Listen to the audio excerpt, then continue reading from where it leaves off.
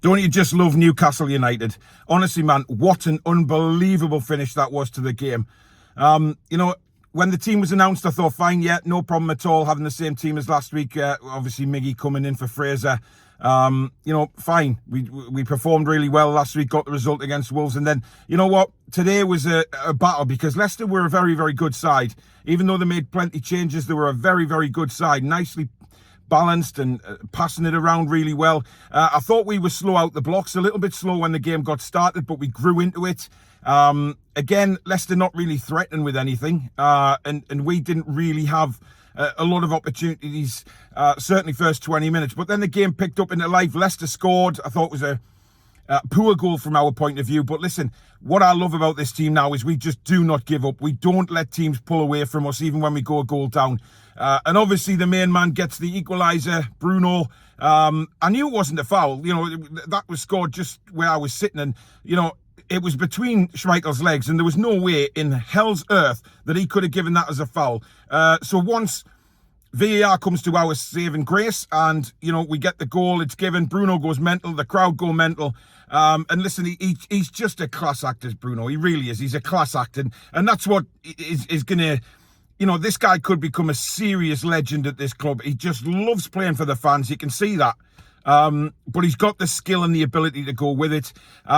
Second half, again, slow out of the blocks. I thought Leicester came out us rather quicker, but again, not really hurting us. They had one opportunity. Perez played a lovely ball across the 6-yard box and nobody there to put it in. Lookman looked a bit dangerous, to be fair.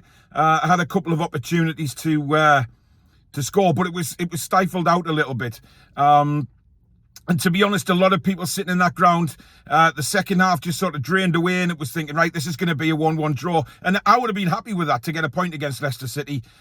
We said that before the game. A lot of people were saying, I'd take a point now, just for that extra point to get away from the danger zone. Not that I thought we were in any trouble anyway. And then up steps the main man again. What a brilliant piece of play, by the way, by Joe Willock. Fantastically just skipped past the Leicester player on the left-hand side, bombed down. The cross got a deflection, and then all of a sudden, the ground goes silent. You see this big Brazilian swan just flying through the air. Bosh! Get in, top corner. The place goes bloody nuts, and we take the 3 points. Absolutely bloody credible. I mean, the whole Leazers end just turned around and stuck their fingers up at the Leicester fans, because all they were singing about throughout the game was the atmosphere. They were singing, "Is this a library?" and all that. Well, they did that when the ground went quiet at times, as it does, simmering towards the end of the first half and things like that. But I thought the atmosphere was brilliant in there again today. And when we scored, my God, the roofs came off. It was unbelievable. And this kid, Bruno, is just an absolute star.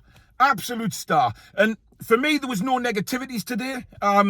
Chris Wood did okay. He worked hard. I think he got a foot injury, to be fair to him, so he had to come off. But you know what? He was winning flick-ons this time, and he was putting himself about. Maxi, look, he's always going to divide people's opinions. For me, he's very talented with the ball at his feet, but the final ball just needs work on. And if I'm honest, I think somebody like Eddie Howe could maybe do something with him. Work on that final ball, work on that final shot. Because what I was noticing, and when Maxi was warming up and they were practicing shots, he was curling them beautifully into the bottom corner. But then during the match, he seems to balloon them over the bar for some reason. And that's the frustrating thing about Maxi. But listen, he did okay today. He really, really did. But one of the other players I'd like to mention, stand out for me, was Emil Kraft. I mean, this kid has took some hammer since he's been at the club. He's took some hammer from me, many, many other Newcastle United fans saying how crap he is and stuff like that. But listen, this guy has improved. The last several games he's been in the team, he has undoubtedly improved. There is no doubt about that. So hats off to Emil Kraft. He put himself about today, got stuck in, and he was feeling it at the end with cramp, etc. But he got on with it. And hats off to Emil Kraft. The whole team today, even when things weren't quite going right and the passes were going astray, they were still geeing each other up and talking to each other. John Joe Shelby was, very, very vocal as a captain today. And, they kept going and they kept going and kept going till the very end. And the celebrations from the bench when we scored was unbelievable. It was fantastic.